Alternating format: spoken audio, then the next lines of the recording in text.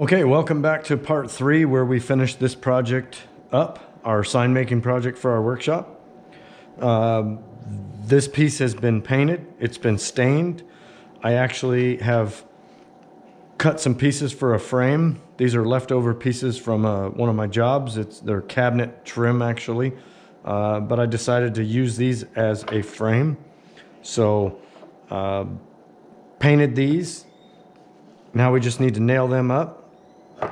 Our other piece that we've got for our same project, the letters have been burnt, the wood has been stained. All we have left to do is clear coat this. So we're going to clear coat this one. We're going to nail up the frame that I made, clear coat this one as well, and then you get to vote on which one you like better. Now you can vote based on which one was easiest to make after watching the videos, or which one looks better, or which design you like better. There's a reason why I did them 2 different ways, because you can do many things, many different things with many different projects.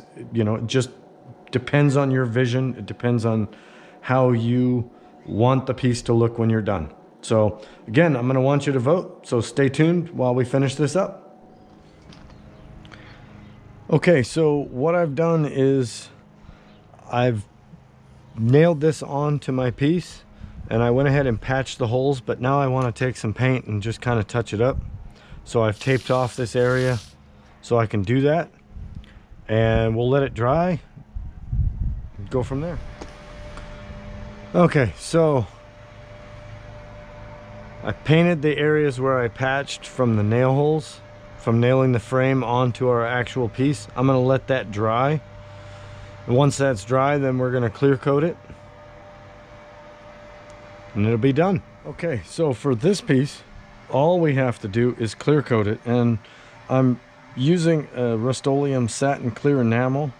I figured it would be easier to spray this on versus brush it on.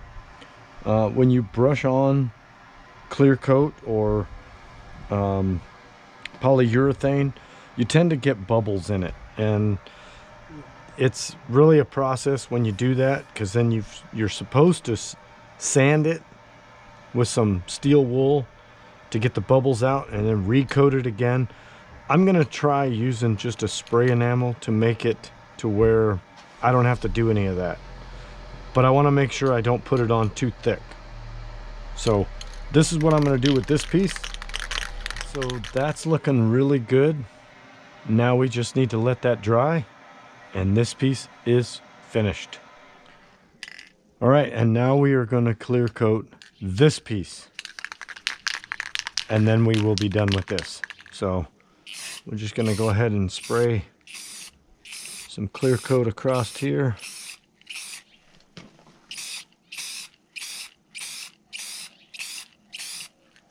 Get that nice shiny look.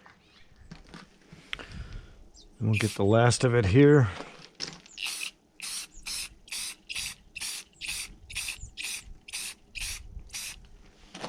All right, I think this is gonna look pretty amazing. Okay, so both of our pieces have been clear coated. We are pretty much done with both of these. Now we just need to let them set and dry. Gotta tell you, both of them are looking really, really good. I really like the way this spray has come out rather than the brush on clear coat.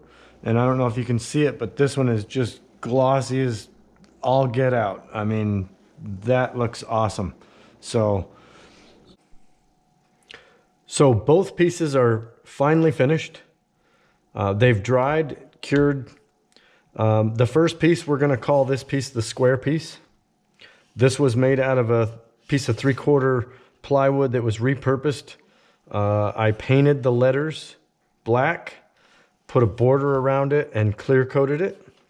The second piece, which we're gonna call the round piece, was just basically a hunk of 2x12, 1.5 thick, and I burnt the letters and then stained it and clear coated it. So these pieces are now finished. Okay, so you know what to do now. Cast your vote in the comment section below. You can cast your vote for the square one or the round one, whichever piece that you like the best. And you can put a comment in there why you like it the best, what you like about it. It's up to you. Just thought I would make this a little fun project and have everybody who's watching this channel vote on it. Give me your opinion. If you like something specific about it, let me know. Otherwise, thank you for watching my channel, Lamppost Builds, and we'll see you next time in the What Now Workshop.